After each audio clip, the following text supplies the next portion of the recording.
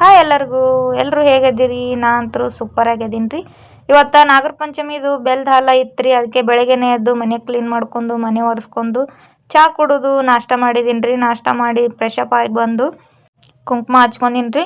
ಸ್ವಲ್ಪ ಮನೆ ಹೊರಗೆ ಹೋಗಿದ್ದೀನಿ ರೀ. ಅದಕ್ಕೆ ನಾನೇ ಹೋಗಿ ಕೊಬ್ಬರಿ ಮತ್ತು ಚುರುಮುರಿ ತರಬೇಕಾಗಿತ್ತು ರೀ. ಯಾಕಂದ್ರೆ ಒಣ ಕೊಬ್ಬರಿ ಗಿಟ್ಕನೇ ಬೇಕ್ರಿ. ಅದಕ್ಕೆ ನಮ್ಮ ಮನೆ ಬಲ್ಲಿರೋ TLK ಮಟ್ಟಿಗೆ ಹೋಗಿದ್ದೀನಿ ರೀ. ಹೋಗಿ ಆಮೇಲೆ ಬರಾಟಿಗೆ ಮನೆ ಬಂದಿದ್ದೀನಿ ರೀ. ಅವ್ನಿಗೆ ಜ್ಯೂಸ್ ತಂದು ಕೊಟ್ಟಿನಿ ರೀ.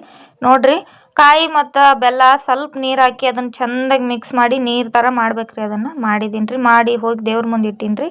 ನಾವು ಬೆಲ್ದ ಹಾಲ ಹೊಸ್ತಲ್ಕೆ ಎರಿತೀವಿ ರೀ. ಅದಕ್ಕೆ ವಸ್ತ್ರ ಎಲ್ಲ ತೊಳ್ಕೊಂಡು ಕುಂಕುಮ ಭಂಡಾರ ಹಚ್ಚಿದ್ದೀನಿ ರೀ.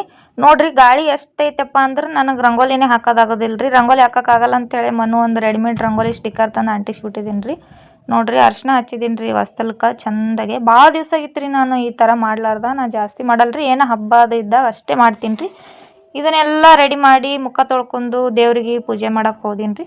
ದೇವ್ರಿಗೆ ಪೂಜೆ ಮಾಡಿಂದ ಆಮೇಲೆ ಹೊಸ್ತಲ್ಕ ಹಾಲು ಎರಕ್ಕೆ ಹೋದೀನಿ ರೀ. ಹೊಸ್ತಲ್ಕೆ ಹಾಲು ಎರಿತೀವಲ್ಲ ರೀ, ಅದಕ್ಕೆ ಹೊಸ್ತಲ ಎಲ್ಲ ಪೂಜೆ ಮಾಡ್ಕೊಂಡು ಹೊಸ್ತಲ್ಕ ಆ ಕಡೆ ಮತ್ತು ಈ ಕಡೆ ಹಾಲು ಎರೆದೀನಿ ರೀ. ಹಾಲು ಎರೆದು ಚುರುಮುರಿ ಹಾಕಿದೆ ರೀ. ಇದು ನಾವು ಮಾಡೋ ಪದ್ಧತಿ ರೀ.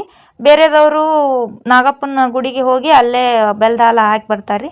ನಾವಂತೂ ಮೊದಲಿಂದ ಮಾಡ್ಕೊಂಬಂದೀವಿ ರೀ ಇದೇ ಪದ್ಧತಿ. ಅದಕ್ಕೆ ಮನೆಯಾಗೆ ಎರೆದೀನಿ ರೀ. ಇದನ್ನೆಲ್ಲ ಬಾಜು ಮನೆ ಅಕ್ಕ ತಂದು ಕೊಟ್ಟಳ್ರಿ. ನಾ ಅಂತೂ ಮನ್ಯಾಗ ಮಾಡೋದಿಲ್ಲ ರೀ. ಮನು ಎಲ್ಲ ಹೊರಗೆ ತೊಗೊಂಬರ್ತಾನೆ ರೀ.